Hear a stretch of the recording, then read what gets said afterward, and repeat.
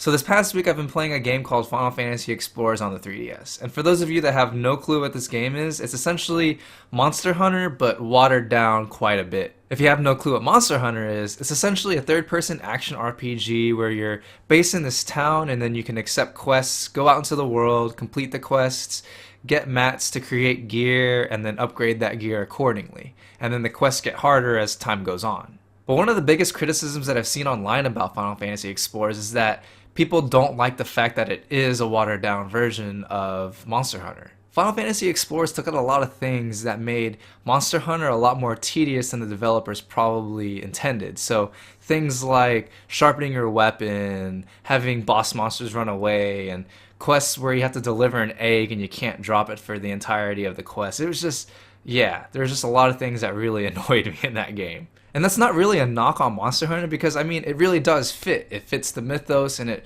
makes you actually feel like a hunter.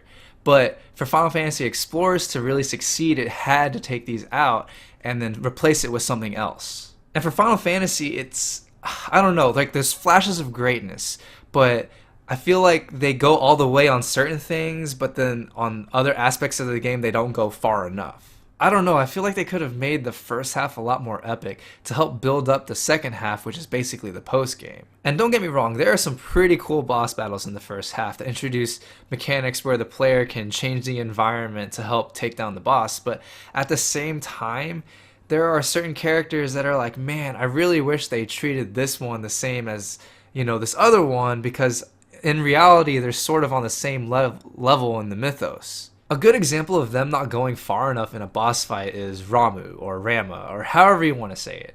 And he has a really cool boss mechanic to where there are these crystals on the field that you can destroy. But if you don't destroy them, every now and then during the fight, he'll teleport to one of them. So this gets really annoying because you're going to be fighting him on one part of the battlefield and all of a sudden you have to run all the way over to where he teleported just to fight him again. And that's literally all he does. He just teleports and then you have to run over and smack him with whatever weapon you have whenever you catch up to him. And I feel like they missed a really good opportunity to have a cool mechanic with the crystals. Like maybe whenever he teleports, however many are left on the battlefield get detonated and explode for a certain radius. And to prevent the player from destroying all the crystals before he teleports, maybe whenever they're all gone and he's supposed to teleport but he has nothing to do it with, he creates the explosion on his own that covers the entire battlefield and is a one-shot mechanic. You die whenever he does that, so it actually creates stakes, an extra dimension to the fight that makes it a little more interesting. And on top of small little tweaks with mechanics like this, they could have done a lot more with environmental effects. Not to say that there aren't any at all, but I feel like every boss could have possibly had one. Overall, my problems really do just stem from the first half of the game. I think they could have just went balls to the wall, make it super extravagant, have you looking forward to the post game rather than not going far enough, holding it back until you got to that portion of the game. I honestly, if I were to objectively say this, I probably maybe would have quit after the fourth boss fight. And even though I have my problems with all of that, I think everything else that the game has to offer is what kept me invested. The gear progression is amazing aesthetically. Maybe not as crazy as Monster Hunter, but within the Final Fantasy franchise, I think they did a really cool job with how the armor looks. And not to mention, you can look like characters from the other Final Fantasy games. So you can look like Cloud, Sephiroth, Cecil, Terra, Yuna, Tidus, and the list goes on. So that was really cool. But the best part of the game for me personally has to be how you're able to customize your abilities just however you want.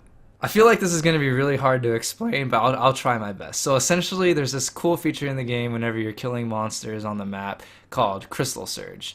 And each surge has a certain theme, so like fire affinity, recovery, all that stuff.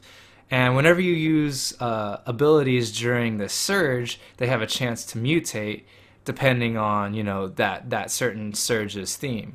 And then whenever you go back to town after you finish that quest, you go to a crystal that's in the middle of the town, and then you actually have the option to permanently put that mutation onto your ability. So maybe your ability now has fire, and you equip that ability. Now the next time you go off into the world, you do use a different surge, and then now that ability that you already modified gets a new mutation, but it's actually stacked onto it. So it just adds so much more depth and like just customizability in general, and that's actually what made me keep playing the game. And to answer the question of whether or not this is a bad game, I mean, it's not bad, but at the same time, it's not great. You know, it's just good. I mean, if you really like the Final Fantasy franchise and thought you could see yourself playing Monster Hunter but didn't really like a lot of the mechanics that made it a little tedious and annoying, I feel like this is the game for you.